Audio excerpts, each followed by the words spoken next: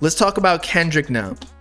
So I've been seeing everywhere Kendrick, everybody thinks he flopped because he sold, what was it, 286K copies first week with Mr. Morale and the Big Steppers. Now, it was originally projected to sell 350K or something like that.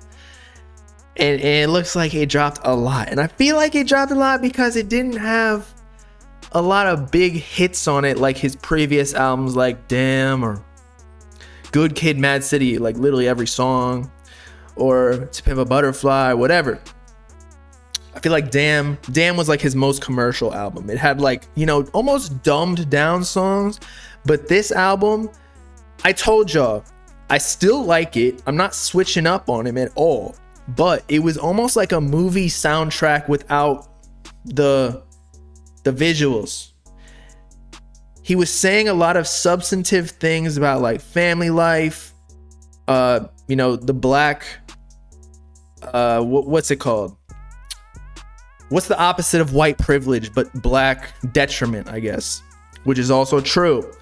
So there was a lot of things to say, but it just didn't have the hits in there, like replay values, what everyone's saying. And you're right, like I'm not listening to this shit that often, but then again, I don't think lyrical rap is very I don't really replay that shit anyway. Like you won't catch me like in the gym listening to J. Cole on repeat, whereas Cardi or Yeet, like I don't even give a fuck what they saying, but the beat and like just the they could be like mumbling or fucking grunting into the mic. I just need that energy from the whole music in general, you know? Yeah, lyrical rap has low, exactly, because when you listen to lyrical rap, it's like you gotta sit there and really listen. It's like, dude, half the time I'm going through life, I'm on autopilot. I'm not even hearing the music. It's just on and I'm like just like nodding my head to the beat. It just keeps you going. I'm not from a struggle to understand J. Cole, okay? Everyone has their own struggles, my man. We all got the same issues. What the difference is how you respond. Obviously, some people are more privileged than others, but we all have issues that we need to overcome, whether it be mental or whether it be actually in the physical world.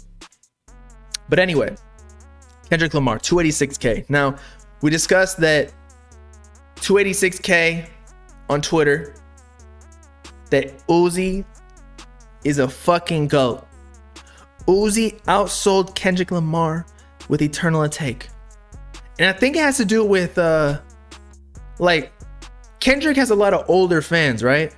Did they die or something? Or do they just not listen to music on Spotify or whatever? Or are they not listening on the radio anymore? Like, what happened to all the old people listening to this shit? And 286K is actually still good, but it just shows that wasn't Kendrick Lamar supposed to be like top 3?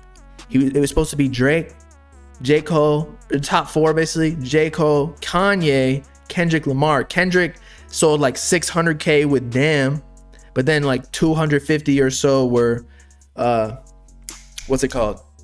Merch bundles or like physical copies.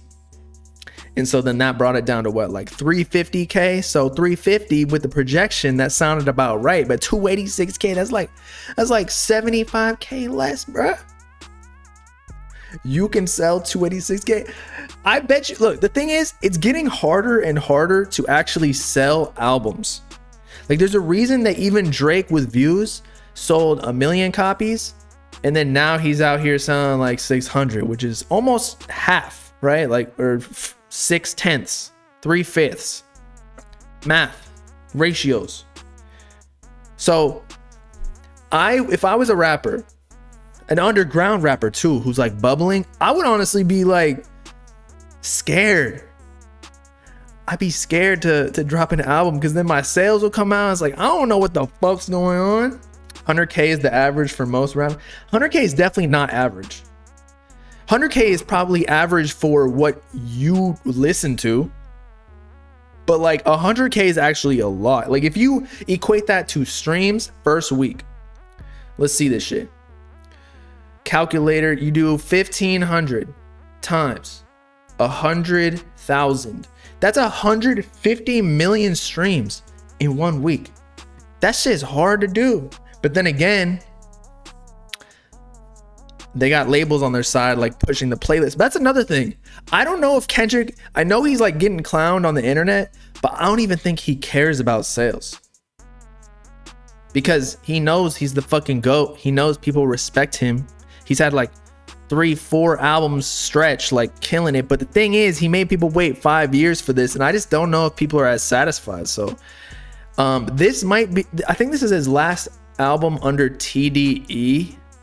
So he might even be going off on his own. I know some people think he's retiring. I think he might drop an album just like independent or with his own label that's distributed by a major, but like his own imprint. But yeah, I think he should drop another project and then he'll get a bigger bag, because now there's no TDE that signed him and is taking a big cut. But yeah, I don't think it was worth a 5-year wait. I still think it was one of the best albums we've gotten, like cohesively, like storytelling wise. But yeah, just lyrical rap in general, I don't understand how people listen to it on the daily. That's like a fucking English project you gotta, or a book project you gotta summarize every night for homework. Like, I ain't got time for that shit.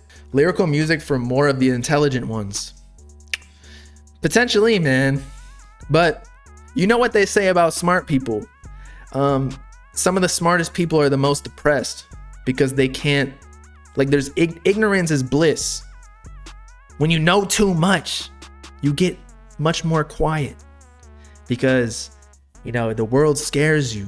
It's like climate change and shit, or even monkeypox or COVID. It's like, I don't want to know any of that bullshit, bro. You're just gonna freak me out. If I don't know shit, I feel better. But you're right, the Drake fans are gonna come out on Twitter like repping the gang. I think there were other people. Who else? J. Cole outsold Kendrick Lamar. Drake, Kanye, but that's expected. And also Kendrick like didn't promote it. Like, has he really done anything? Well, actually, he dropped a music video and it was pretty high budget from what I saw. Like the thing where it was changing the faces with Will Smith and whatever. Again, I just think that it didn't have, let's check the hottest songs on his Spotify like we did with Yeet. I just don't think that it had songs that are blowing up on the radio. Like N95, wasn't that with Baby Keem? That was solid. Or it was produced by Baby Keem, that is. That was solid. And also, I heard that he has like 4 of the top 10 on the Billboard. So he's still killing the game. Just, I think people were expecting more. And I feel like that happens with every rapper where there's an anticipated album. You can never live up to the hype. That's why the internet and like instant gratification and Twitter, like seeing everybody's tweets and expectations, it fucks up your mind, man. But that happened with a whole lot of Red. That happened with Eternal Take. Just, I feel like if we didn't have the internet, we would soak in albums way more because it's the only thing we got. But now that we get to see these artists all the time, the whole recording process, that's why I don't like Kanye's album release process. Like, I don't want to see you changing the songs in front of me. I want you to build perfection for me, and then I'll listen to it, and then I can rate it how I feel or listen to it, whatever. But like, how many times Kanye with The Life of Pablo, how many times did he re-release that shit with like different mixes and whatever? Like, it's cool and all, but like when I drop music, I want to make it perfect, you know? It's a more memorable rollout. Exactly. Plus with the internet, there's probably like so much shit going on our daily basis. Like, I don't think monkeypox really dropped yet.